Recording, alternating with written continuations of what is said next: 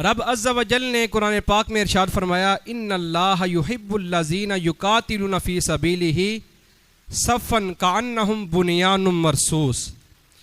کہ بے شک اللہ ان لوگوں سے محبت کرتا ہے، رب تعالی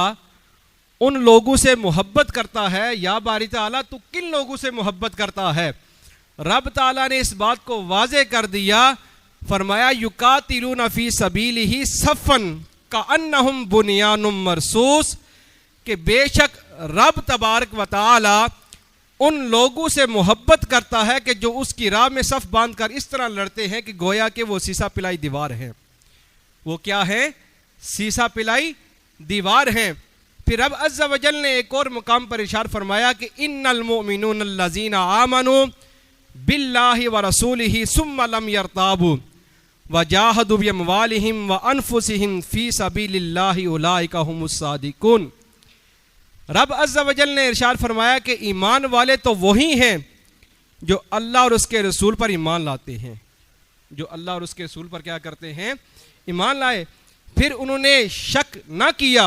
اور اپنی جان اور مال سے اللہ کی راہ میں جہاد کیا، وہی سچے ہیں۔ وہی کیا ہے؟ سچے ہیں۔ اب مسلمانوں پر خالق کائنات کی مہربانیوں کا سلسلہ اتنا طویل ہے کہ اگر رب کے احسانات کو شمار کیا جائے تو رب کے احسانات کو ہم شمار نہیں کر سکتے، اور رب کے احسانات کی تفصیل جو ہے اگر اس کا تصور بھی کریں تو وہ بھی کرنا ناممکن ہے کہ رب عز و جل نے اپنے کرم کی توفیق عطا فرما کر بندہ مومن سے خیر و بلائی کا کام لے لیا ہے۔ رب کریم کا بے پناہ فضل پانے والوں میں نمایاں مقام جو ہے وہ راہ خدا میں جہاد کرنے والوں کا ہے،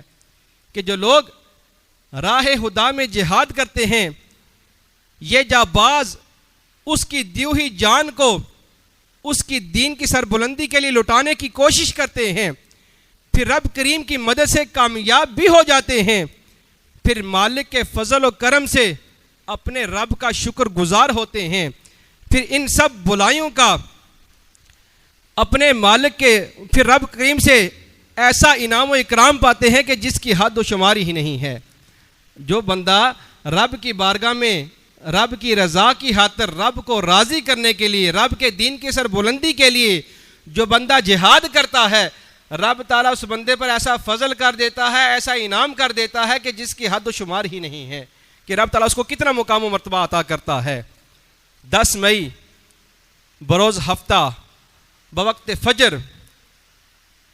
جہاز سے سرشار افواج پاکستان نے رب عز و جل کی عطا کردہ صلاحیتوں کا خوب مظاہرہ کیا، اور بھارتی جارحیت کے جواب میں بہترین حکمت عملی کے ساتھ نہایت ہی مختصر وقت میں 26 فوجی اہداف کو انہوں نے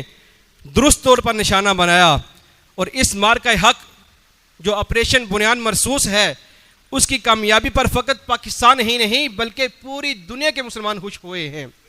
پوری دنیا کے مسلمان خوش ہوئے ہیں، اور اپنے رب کے اس فضل پر رب کا شکر ادا کر رہے ہیں کہ مالک تیرا شکر ہے، مالک تیرا کرم ہے کہ تو نے پاکستانی افواج کو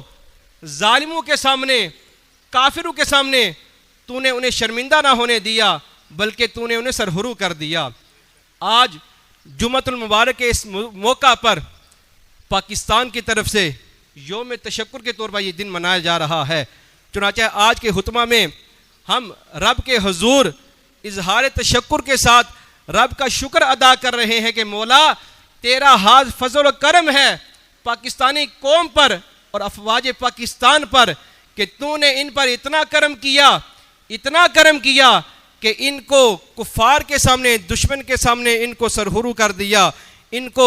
ذلیل نہ کیا۔ رب تعالیٰ کا بڑا فضل و کرم ہے۔ اب اسی موقع پر ہم جہاد کی کچھ اہم باتیں سنیں گے